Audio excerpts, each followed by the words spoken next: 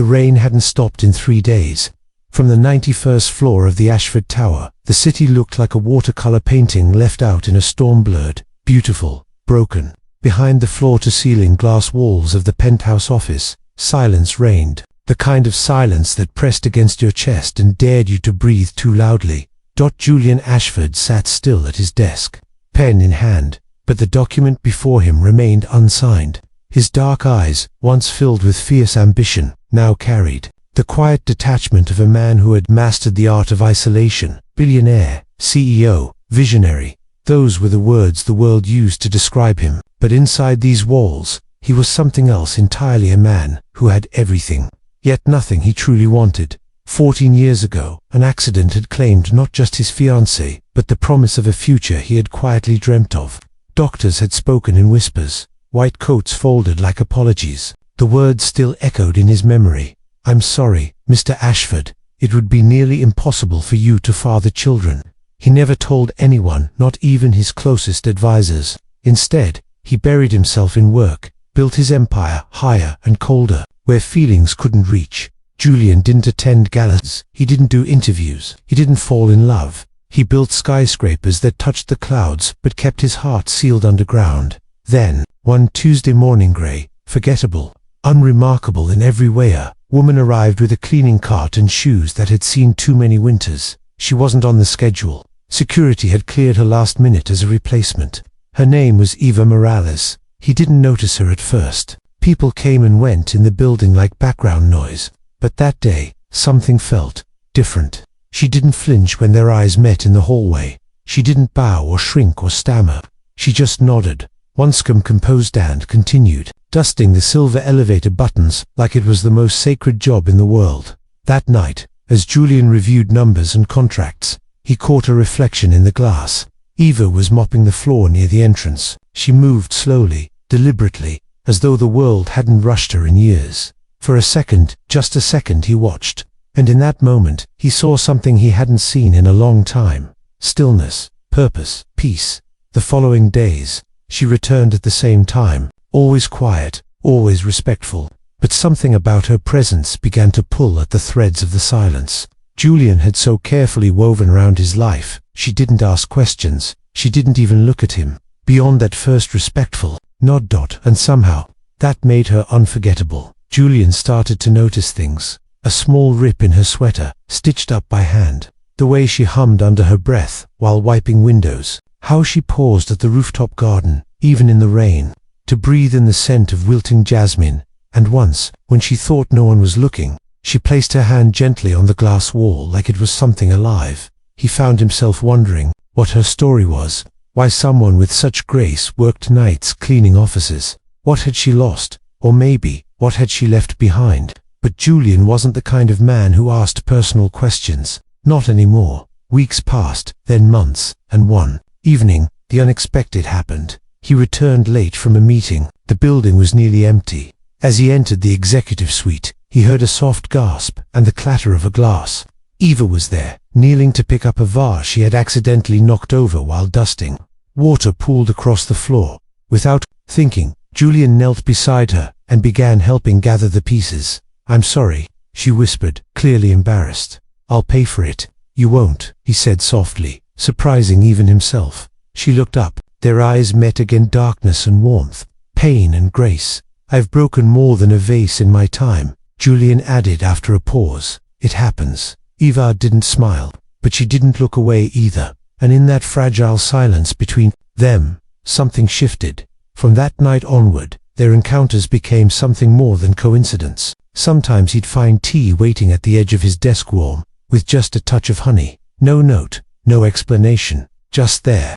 Other days, he'd hear a faint laugh from the stairwell and pause at the sound of it, light, genuine, unguarded. It wasn't love.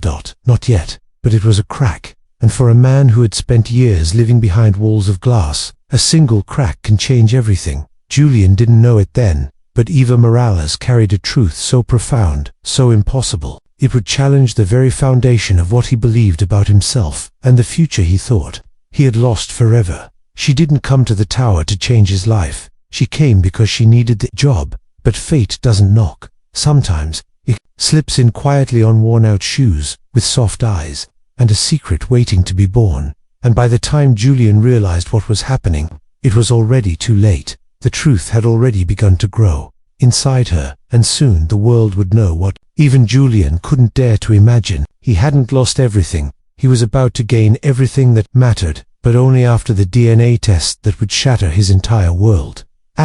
Julian never asked her anything personal. Not her age, not her background, not even why her eyes always seemed to carry the weight of 1,000 unspoken words. But in the quiet corners of the 91st floor, where the world couldn't intrude, he started to notice everything about her anyway. Eva Morales came and went with the sun. She wore the same pale blue sweater even when it rained. Her lunch was always simple rice beans, a few slices of mango.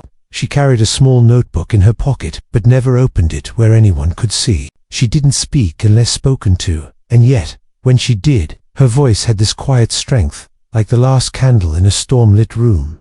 Julian didn't know why he looked forward to seeing her. It wasn't love. He'd locked that door a long time ago, but when she wasn't there, the silence grew louder, sharper, colder, and when she was, something in him softened, even if only slightly. He began staying later at the office, pretending to work through reports he'd already reviewed. Twice, he started drinking tea instead of coffee just to see if she'd notice. She did. One night, he found chamomile instead of black tea waiting at his desk. No one else would have thought to change it, and somehow, that quiet consideration pierced deeper than any grand gesture ever could. Eva, however, kept her distance, kind but never familiar, respectful but never curious. She never asked why his eyes looked tired, never asked about the black and white photo he kept on his desk, the only one he never dusted. She didn't even ask why. One night, he sat in the rooftop garden for over an hour in the rain, but she was watching, and she understood.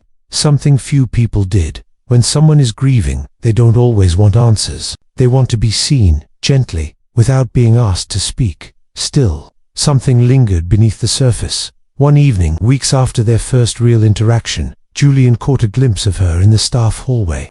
She was holding a piece of paper in both hands, gripping it so tightly her knuckles turned pale. Her lips were pressed together, her brow drawn in concentration, or was it fear? She didn't see him watching. She folded the paper, slipped it into her coat, and walked toward the elevator. The next day, she didn't show up, nor the day after. Julian didn't realize how deeply that absence would unsettle him. By the fourth day, he asked his assistant Lorna if the cleaning schedule had changed. Lorna blinked, surprised. Eva. Oh, she's on personal leave, sir. Family emergency, I think. She didn't say much. Julian said nothing in return, but something stirred deep in his chest. Worry. Curiosity. Maybe it was something else. Something he didn't dare name. He wasn't supposed to care. That wasn't part of the arrangement. She was staff. He was her employer. The line was clear. But now it felt like that line had vanished the moment she disappeared. He returned to the rooftop garden that evening, where the scent of jasmine had long faded. The sky above was cloudy again, hiding the stars, and he found himself wondering what she would write in that little notebook, what she dreamed of when no one was watching, whether she had someone in her life who listened when she spoke softly. The next week she returned, but something was different. She moved, slower, her eyes were darker, like she hadn't slept. She avoided his gaze, something she had never done before. Julian didn't approach her at first, but then, late one evening, he passed by the staff kitchen and heard a faint sound like muffled sobs. The door was half open, and there she was, sitting on a stool with her face buried in her hands. He stood in the hallway, unsure. His instinct said to turn away, respect her space, but his heart, that stubborn, half-broken thing, whispered something else, so he knocked gently on the doorframe. She looked up, startled. Her eyes widened when she saw him, and for a moment, she seemed frozen in fear. I didn't mean to intrude, he said softly. She wiped her face quickly, trying to smile. It's okay, just tired, that's all. But it wasn't just that. Julian knew. Is everything all right? He asked, hesitating. Eva looked down at her hands. I shouldn't talk about it here. Talk to me anyway. She hesitated, her fingers curling tightly around the edge of the stool. For a moment, Julian thought she wouldn't answer. Then came the whisper, I'm pregnant. The world tilted. Julian blinked. What? Eva looked up. Her eyes were calm, voice trembled. I didn't want to tell anyone. I'm still figuring things out. I didn't expect it. It wasn't planned. Who's the father? The words escaped before he could stop them. It wasn't his business. He had no right to ask. But something inside him clenched. She hesitated again. That's the part I don't understand. He waited, breath caught. In his throat I was told that I couldn't have children, she whispered. Years ago, after a health scare, it was supposed to be impossible. Julian's heart stilled. Impossible. The same word he had heard all those years ago. The same word that had taken everything from him. I took a test 3 times, she continued, a small laugh escaping her lips. I thought they were broken, but no, it's real. There was silence again, heavy, alive, and then she looked at him, not just looked, but searched him. Do you believe in impossible things? She asked. Julian didn't answer, because in that moment, for the first time in over a decade, the impossible wasn't just a word anymore. It was real, and it had a heartbeat. The next few days passed like fog in Julian's mind, slow, quiet, and impossible to hold on to. He kept going through the motions, meetings, contracts, late-night reports, but nothing felt real. Not since Eva's confession. Pregnant. She was pregnant, and more than that, she'd been told, just like him, that it wasn't supposed to be possible. That word haunted him now. Impossible. The last time he'd heard it, he was lying in a hospital bed, staring at the ceiling while a doctor avoided his eyes. There was internal damage. The doctor had said gently, even if recovery goes well, I'm afraid your chances of having biological children are extremely unlikely. Julian had buried that truth deep, deeper than even his grief. It was easier to focus on spreadsheets than shattered dreams. But now, Eva's words echoed louder than any boardroom pitch. She didn't speak of the pregnancy again, and Julian didn't press her. But something between them had changed. Their silences now carried weight. Their glances lingered longer.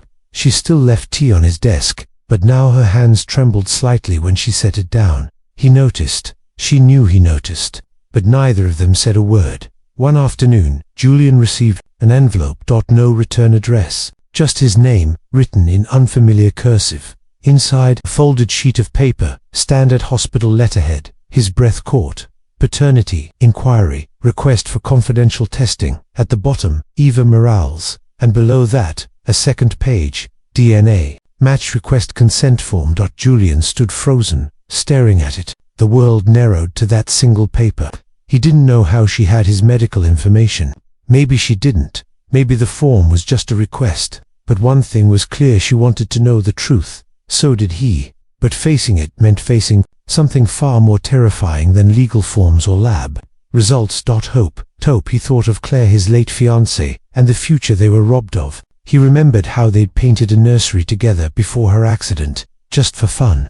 How he'd imagined a daughter with Claire's curls, a son with her kindness. He'd buried that vision the day she died. And now, years later, here stood a woman with soft eyes and a storm in her soul, carrying 2 lives inside her, 2 lives that defied every explanation he thought he knew. That night, Julian didn't sleep. He stood by the glass wall, watching lightning flicker over the city. And when dawn came, he made his decision. He signed the form. The test was done quietly, through a private clinic used by his most trusted medical advisor. It would take a week for results. 7 days of silence. 7 days of pretending he was still the man who had mastered control over his world. But each night, the image of Eva haunted him, brave, trembling, and silent. On the 5th night, it rained again. Eva knocked gently on his office door. He looked up, surprised. She never entered. Without permission. Do you have a moment? She asked. He nodded. She stepped in but didn't sit. She looked different, exhausted, but resolved. She pulled something from her coat and placed it gently on the edge of his desk. That it was a tiny pair of crocheted booties, soft, white hand-stitched. I made these, she said quietly. Not for now, just for later. I've made a lot over the years. For friends, for others. But these, I kept these, for someday. Even when the doctors said it wasn't possible, Julian reached for them without thinking, his fingers brushing the delicate yarn. It was the first time in years his hands trembled. I'm not asking for anything, she added, her voice firmer now. Not support, not attention, not even answers. I just thought you should see what hope looks like when it survives the impossible. She turned to leave. "Eva," he said, stopping her. She paused at the door. He couldn't find the right words, not yet. But he whispered the only thing he could offer in that moment. "I want to know too." She gave a small nod, and then she was gone. The next 2 days dragged on, endless and heavy. Julian avoided mirrors, avoided elevators, avoided the rooftop where he'd once hidden from the world. Every sound startled him. Every knock made his chest tighten. Then, on the 7th morning, the envelope arrived, unmarked, quiet. Final dot. He stared at it for a long time, unable to move. His hand shook as he broke the seal. There were numbers, ratios, scientific language, but only one line mattered. Probability of paternity, 99.98%. His knees gave out. He dropped into the nearest chair, unable to breathe. A sound escaped his throat, half laugh, half sob. He hadn't cried since the accident. Not once, but now the tears came. Silent and burning. It wasn't a mistake. It wasn't a dream. He was going to be a father. He was, despite everything, capable of creating life, and somehow, impossibly, the woman who carried that truth had walked into his world, not with fanfare, not with noise, but with quiet resilience and a mop in her hand. The empire he built had never moved him, the way this one paper had. But now came the hardest part. He had to tell her. He had to face Eva, not as a CEO, not as a man buried in loss, but as someone on the edge of something terrifying and beautiful. And deep inside, where the broken pieces of his past still lived, a single question burned like fire. Would she still want him to be part of this, now that the truth was known? The hardest part wasn't the waiting. It wasn't even opening the envelope or reading the result. The hardest part was walking to the staff floor and realizing. He didn't know how to knock on her door without breaking apart. Julian had spent years speaking in boardrooms, winning negotiations with just a look, holding entire rooms in the palm of his hand. But now, standing in front of Eva's small corner locker where she kept her few belongings, he was terrified, because this wasn't business. This was life. This was truth. He found her on the lower rooftop terrace, where the staff took their breaks when the weather allowed. It had just stopped raining, and a soft fog curled around the railings. Eva stood alone near the edge, arms folded, eyes lost in the grey skyline. She didn't turn when he approached. Maybe she already knew. He stood beside her for a long moment, in silence. "I got the results," he said finally, his voice barely above a whisper. She inhaled slowly, but didn't speak. "They're mine," he added, his voice shaking. "The twins, they're mine." Now, she turned, slowly, carefully, like she'd been expecting a different kind of answer. Her eyes met his, wide but not surprised. "I thought so," she said gently. "How?" His voice cracked on the word. "How is any of this possible?" "I don't know," she said, voice like rain against glass. "But sometimes, miracles don't come with explanations, they just come." Julian nodded, his heart pounding in his chest. He wanted to say 1,000 things. He wanted to tell her that this news broke something open in him that had long been sealed shut, that it scared him more than anything he'd ever faced, that he'd give up every skyscraper, every dollar, every title just to hear that heartbeat inside her belly once. But all he could manage was, "I'm sorry."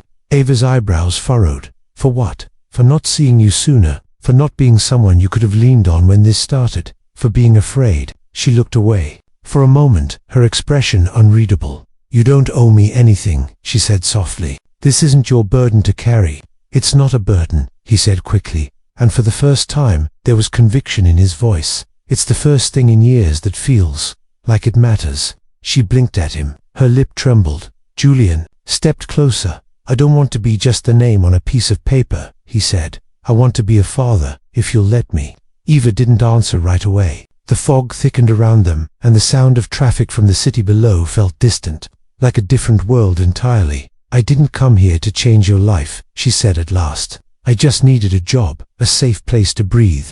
"You gave me both," Julian said, without even trying. A silence passed, full of feeling, and then Eva did something that broke him completely. She reached into her coat and pulled out a folded photo. It was worn, the corners curled from being held too many times. She handed it to him. Julian unfolded it. It was an ultrasound. Two little shapes, clear as day. A date printed in the corner, a due date. He swallowed hard. His hands shook. But this time he didn't hide it. They're real, he whispered. They are, Eva said. I'd like to be there, he said softly. For the appointments, for the little things, for the everything. She stared at him. Her guard was still there, but it was thinning. This isn't going to be easy, she said. I know. There will be people who say things, she continued. People who don't understand, who see us and think this is something else. Let them talk, Julian said. They've talked about me for years. They don't matter. I don't come from your world, she added.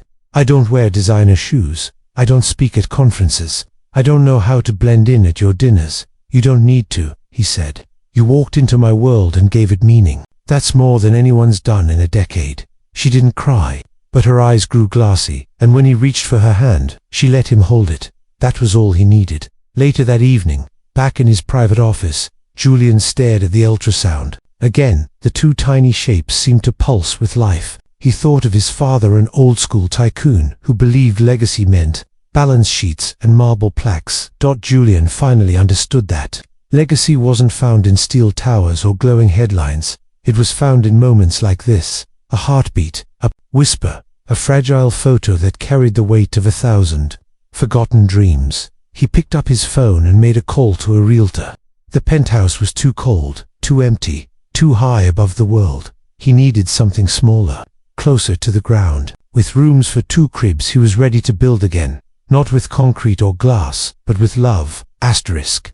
The house was nothing like the Ashford Tower. No marble floors, no sweeping city views, no elevators that whispered secrets through steel. It was nestled on a quiet street lined with cherry trees and crooked fences. The windows were small. The paint was chipped. But it had something Julian hadn't felt in over a decade. Warmth. He signed the papers without hesitation. It had a garden out back and a creaky porch swing that he didn't bother fixing. Eva had said once, in passing, that she liked the sound of wind through old trees. He remembered everything now. Eva hadn't moved in, not yet. He hadn't asked her to. He didn't want to rush her.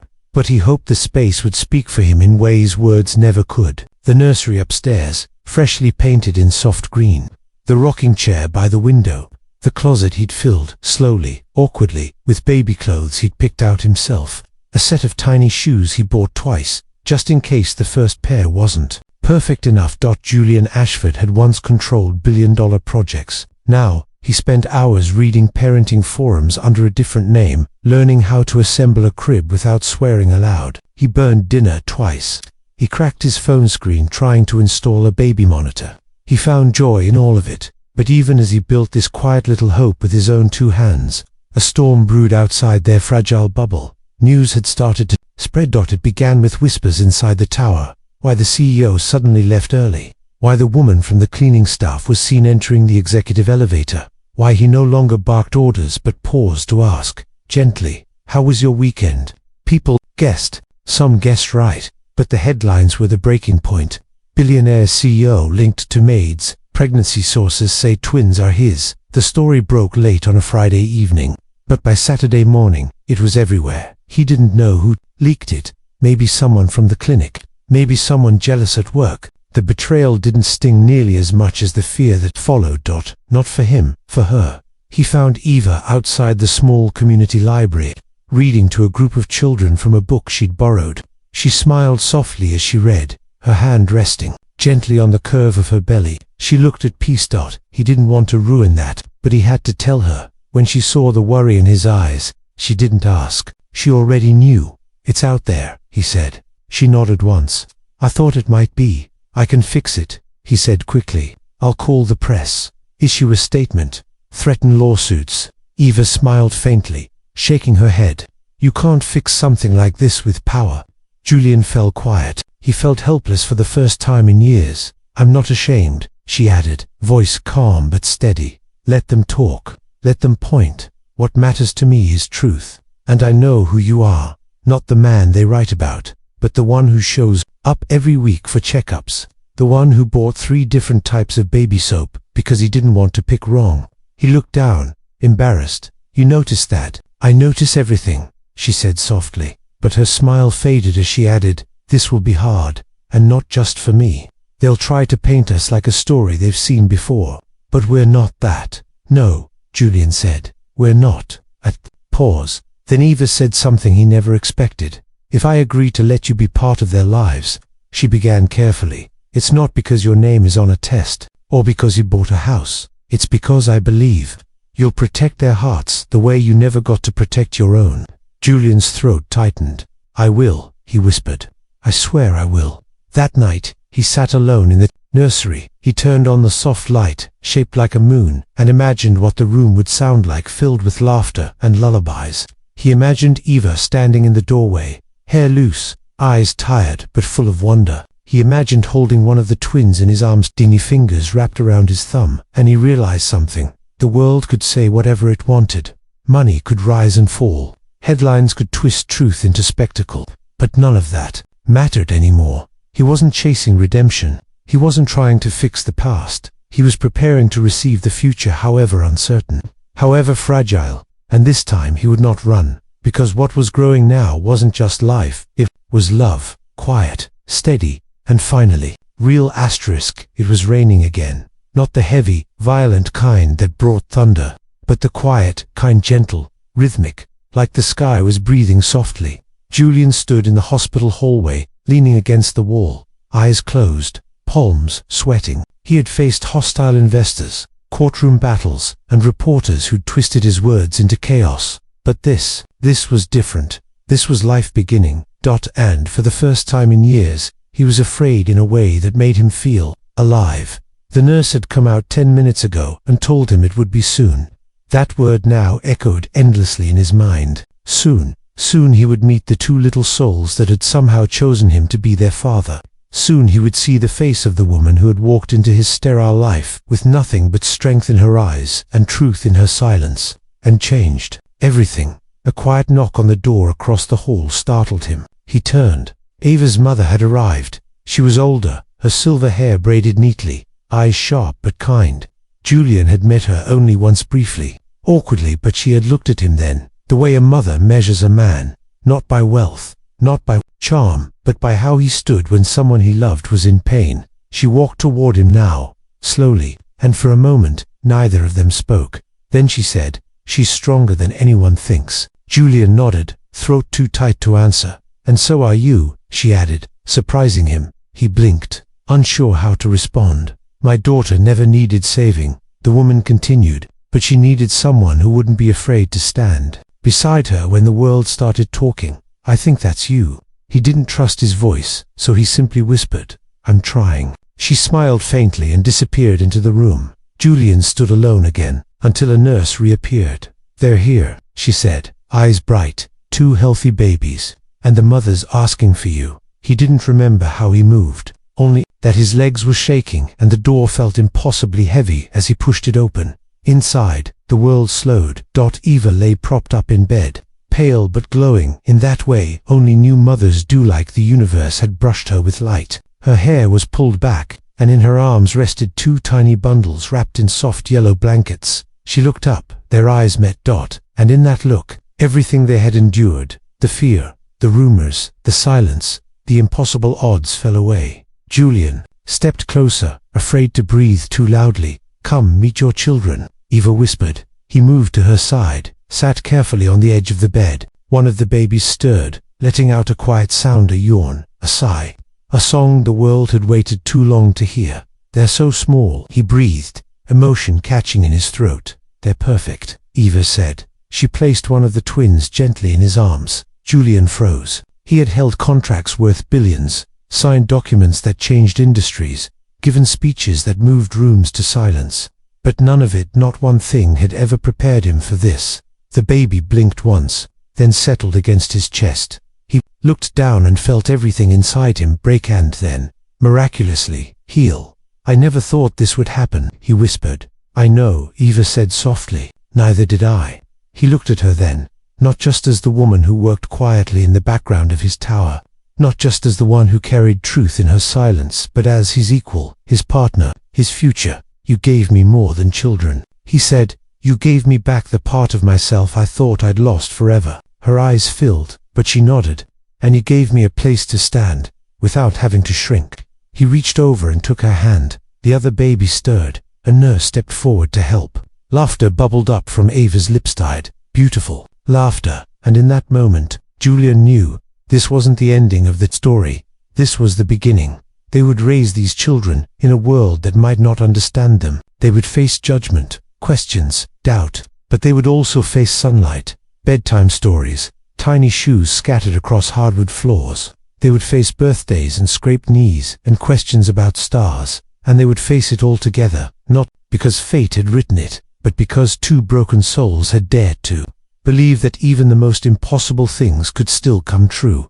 Outside the hospital window, the rain slowed, and somewhere in the city below, the towers Julian once built stood tall and gleaming. But the real legacy, the one that mattered, was swaddled in his arms, warm, alive, and dreaming.